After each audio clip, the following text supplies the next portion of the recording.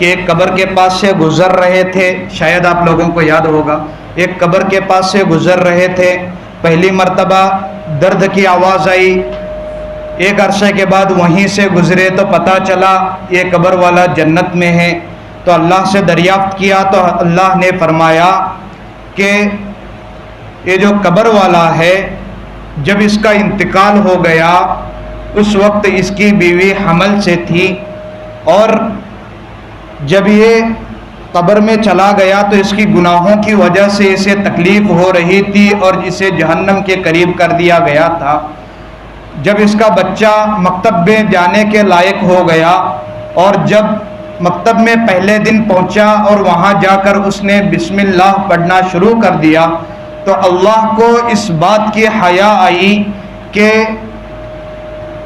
جس بندے کی اولاد زمین کے اوپر اللہ کا نام لے رہی ہو اس بندے کے باپ کو میں زمین کے نیچے تکلیف دوں، تو اس لیے اللہ تبارک و تعالیٰ نے اس بچے کے بسم اللہ کی وجہ سے باپ کو تکلیف سے کیا کر دیا، دور کر دیا۔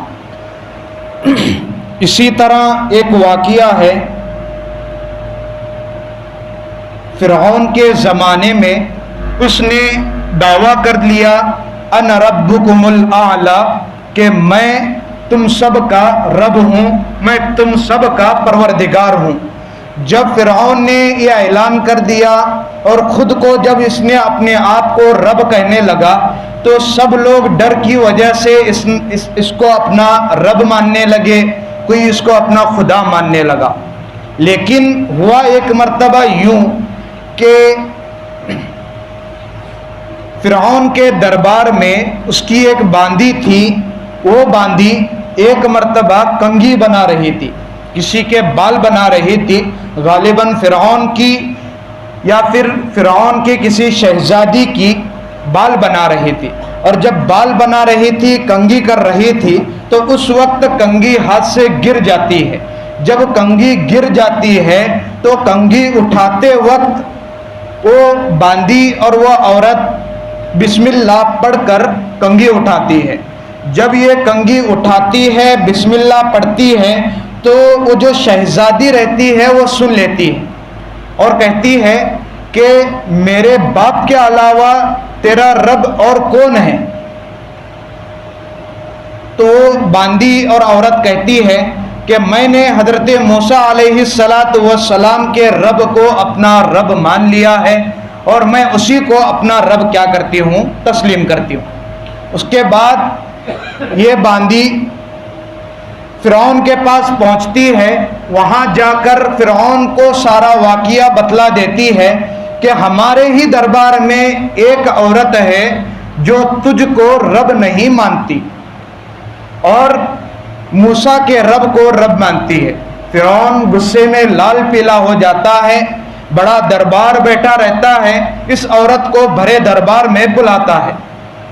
جب یہ عورت سامنے آتی ہے اس عورت کو سوال کرتا ہے کہ میرے علاوہ تیرا رب کون ہے؟ تو وہ عورت بلا جھجک کہہ دیتی ہے کہ جو موسیٰ کا رب ہے وہی میرا رب ہے، اور جو دین موسیٰ لے کر آیا ہے اس دین کو میں سرخم تسلیم کرتی ہوں، یعنی اس دین کو میں قبول کرتی ہوں۔ فرعون کا غصہ اور زیادہ بڑھ جاتا ہے۔ اس کے بعد اس نے دو چیزیں اس عورت کے سامنے رکھ دیتا ہے، کہتا ہے کہ اگر تو موسیٰ کے رب کو رب مانتی ہے تو یہ گرم تیل تیرے واسطے میں نے بنا رکھا ہے، اگر تو فرعون کو ہی اپنا رب مانتی ہے تو یہ دربار کا کچھ حصہ میں تجھے ہدیے میں دے دوں گا۔ لیکن اس عورت کا جو ایمان تھا وہ کامل تھا، عورت کا جو ایمان تھا وہ کامل تھا، مکمل تھا، مضبوط تھا، ہماری طرح ہلچل ایمان نہیں تھا۔ اس عورت نے بلا جھجک فرعون سے یہ کہہ دیا کہ میں کتنی مرتبہ یہ تجھ سے کہوں کہ جو رب موسیٰ کا ہے وہی رب میرا ہے۔ تو فرعون کرتا یہ ہے کہ جو سامنے تیل تھا جو ابل رہا تھا، جو بھاپ مار رہا تھا، اگر اس کے اوپر سے کوئی پرندہ پر مارتا تو وہ پرندہ اس کے گرمی کی تپش کی وجہ سے مر کر گر جاتا نیچے۔ اتنا خطرناک تیل اس نے سلگا رکھا تھا۔ پھر ہوتا یہ ہے کہ اس عورت کے ایک بچے کو چھین لیتا ہے۔ کیا کرتا ہے؟ فرعون کے درباری اس عورت سے اس کے ایک بچے کو چھین لیتے ہیں اور کہتے ہیں کہ فرعون کو اپنا رب مان لے، ورنہ ہم تیرے بچے کو اس کے اندر ڈال دیں گے اور تجھے پتہ بھی نہیں چلے گا۔ لیکن عورت کا ایمان مضبوط تھا، نہیں ہلتا ہے۔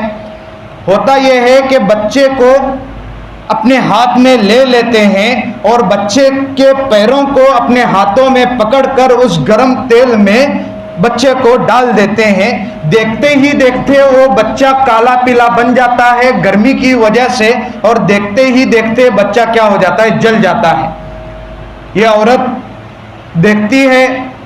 ایک بات یاد رکھیے، کوئی بھی عورت، کوئی بھی ماں اپنے بچے کو اپنے سامنے مرتا ہوا نہیں دیکھ سکتی، لیکن یہ عورت اپنے بچے کو مرتا ہوا دیکھ رہی تھی، لیکن خدا کا ڈر اپنے دل میں بسایا ہوا تھا، خدا کی محبت کو اپنے دل میں دفنایا ہوا تھا۔ اور اس کے بعد فرعون واپس اس عورت سے کہتا ہے کہ تو مجھ پر ایمان لے آ، ورنہ جو بچہ تیرے چھاتی سے دودھ پی رہا ہے اس بچے کو میں واپس اس تیل میں ڈال دوں گا۔ اس بچے کو کیا کروں گا؟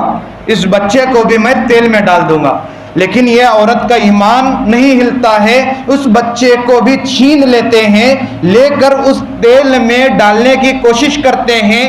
اس وقت ماں اتنے زور سے روتی ہے کہ اللہ تبارک و تعالی اس دودھ پیتے بچے کو زبان دیتے ہیں۔ اس وقت یہ بچہ اپنی ماں کو زور سے کہتا ہے کہ ماں تو گھبرانا نہیں، اپنے ایمان سے ہٹنا نہیں، بلکہ اللہ تبارک و تعالی نے میرے لیے اور تیرے لیے جنت سجا کر رکھا ہے۔ کیا کرتا ہے؟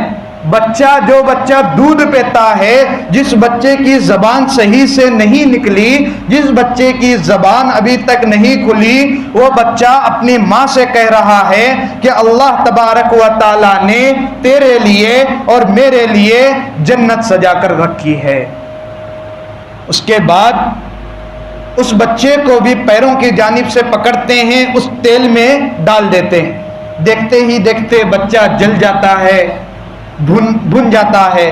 اس کے بعد اس عورت سے بھی کہتے ہیں کہ ابھی بھی وقت ہے، اپنے ایمان سے باز آ جا ورنہ ڈال دیں گے۔ عورت اپنے ایمان سے نہیں ہٹتی، یہاں تک کہ اس عورت کو بھی اس تیل کے قریب لے کر آیا جاتا ہے اور اس عورت سے کہا جاتا ہے واپس ایک مرتبہ کہ اپنے ایمان سے باز آ جا ورنہ تجھے اس ابلتے ہوئے تیل میں ڈال دیا جائے گا۔ وہ عورت مرنے سے پہلے فرعون سے ایک وصیت کرتی ہے کہ جب میں مر جاؤں تو میرے ہڈیوں کو اور میرے بچوں کے ہڈیوں کو ایک ساتھ رکھ کر کسی جگہ دفنا دینا، الگ الگ کیا کرنا؟ مت دفنانا، بلکہ میرے بچوں کی ہڈیوں کو اور میری ہڈیوں کو لے کر ایک جگہ کیا کرنا؟ دفنا دینا۔ اس کے بعد اس عورت کو بھی ڈال دیا جاتا ہے اور ان تمام ہڈیوں کو ایک جگہ جمع کر دیا جاتا ہے۔ حضرت موسیٰ علیہ السلام کے زمانے سے لے کر آپ صلی اللہ علیہ وسلم کا جو زمانہ ہے تقریباً 2000 سال کا کیا ہے؟ فاصلہ ہے۔ سمجھ میں آ رہی ہے بات؟ حضرت موسیٰ کے زمانے سے لے کر آپ صلی اللہ علیہ وسلم کا جو زمانہ ہے، ان زمانے کے بیچ میں تقریباً 2000 سال کیا ہوتے ہیں؟ گیپ پڑتا ہے، فاصلہ ہوتا ہے۔ تو اللہ کے نبی صلی اللہ علیہ وسلم جب معراج کے لیے جا رہے تھے تو اس وقت اللہ کے رسول کو بہت ہی بہترین خوشبو اور اتنی اچھی خوشبو آتی ہے کہ اللہ کے رسول حضرت جبرائیل سے پوچھتے ہیں کہ جبرائیل یہ خوشبو کس چیز کی ہے، اس خوشبو کی وجہ کیا ہے؟ تو حضرت جبرائیل علیہ السلام فرماتے ہیں کہ حضرت موسیٰ کے زمانے میں ایک عورت نے بسم اللہ کہا تھا، جس کی وجہ سے فرعون نے اس کو اس کے بچوں کو تیل میں ڈال کر کیا کر دیا تھا؟ مار دیا تھا۔ ان بچوں کی اس ماں کی ہڈیاں یہاں پر موجود ہیں، جس کی وجہ سے آج بھی اس کی خوشبو آ رہی ہے۔ خیر، بتلانے کا مقصد میرا یہ ہے کہ اس کو بسم اللہ کہنے کی وجہ سے تکلیف دی گئی، بسم اللہ کہنے کی وجہ سے اس کے بچوں سے اسے چھین لیا گیا۔ 2000 سال کے بعد بھی اس کی ہڈیوں میں خوشبو آ رہی ہے، 2000 سال کے بعد بھی اس کی ہڈیوں میں بہترین اور تازہ خوشبو آ رہی ہے۔ تو ہمیں اس واقعے سے یہ بات معلوم ہوئی کہ بسم اللہ کی فضیلت کتنی ہے۔ ابھی تک یہی چل رہا ہے کہ بسم اللہ کی فضیلت کتنی ہے۔ تو یہاں سے ایک مسئلہ یہ بھی نکلتا ہے کہ کیا کوئی ہماری جان لے رہا ہو، یعنی کوئی ہم پر، ہمارے گردن پر تلوار رکھے اور ہم سے یہ کہے کہ تو اسلام کو چھوڑ دے، تو ایمان کو چھوڑ دے، کہ کیا ہم اس ڈر سے ایمان کو چھوڑ سکتے ہیں؟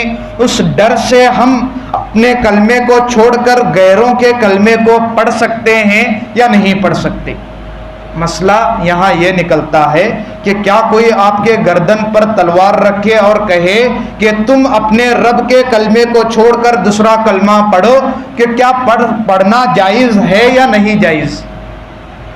اس میں علماء کرام یہ فرماتے ہیں کہ اگر غالب گمان اس بات کا ہے، اگر بہت زیادہ خطرہ اس بات کا ہے کہ ہماری جان چلی جائے گی، تو اس وقت صرف زبان سے ایک مرتبہ ان کا کلمہ پڑھنا جائز ہے، وہ بھی اپنی جان بچانے کے لیے، وہ بھی اپنی جان بچانے کے لیے۔ دل سے نہ پڑھے بلکہ صرف زبان سے پڑھے، اور اپنی دل میں یہ نیت رکھے کہ میں جو ان کا کلمہ پڑھ رہا ہوں وہ اس لیے پڑھ رہا ہوں تاکہ جو مجھ پر آفت آئی ہے، یہ لوگ جو میری جان لینے پر تلے ہیں، میری جان کیا کر دے؟ بخش دے۔ اس نیت سے صرف زبان سے پڑھنا جائز ہے، دل سے پڑھنا جائز نہیں ہے۔ اگر کوئی بندہ دل سے پڑھتا ہے اور اگر کوئی اسے قتل کر دیتا ہے تو وہ کافر شمار ہو جائے گا، اور اگر کوئی صرف زبان سے پڑھتا ہے، دل میں کلمہ طیبہ لا الہ الا اللہ محمد الرسول اللہ موجود ہے، اگر اسے کوئی قتل کر دیتا ہے تو مسلمان کہلائے گا۔ لیکن یہ تو میں نے آپ لوگوں کو ایک راستہ بتلایا، لیکن بہتر اور افضل طریقہ یہ ہے کہ جان ہی کیوں نہ چلی جائے لیکن کبھی بھی اپنی زبان سے ان کے کلمے کو نہ پڑھیں، نہ دل سے لیے نہ زبان پر ان کا کلمہ لے، بلکہ یہ سوچے کہ اگر میری جان جاتی ہے تو جانے دو، میری جان اللہ کے تابع ہے، میری جان اللہ کی کیا ہے؟ ان اللہ اشتری من المؤمنین انفسہم، اللہ تبارک و تعالیٰ نے سارے مومنوں کی، سارے مسلمانوں کی جان کو خرید لیا ہے۔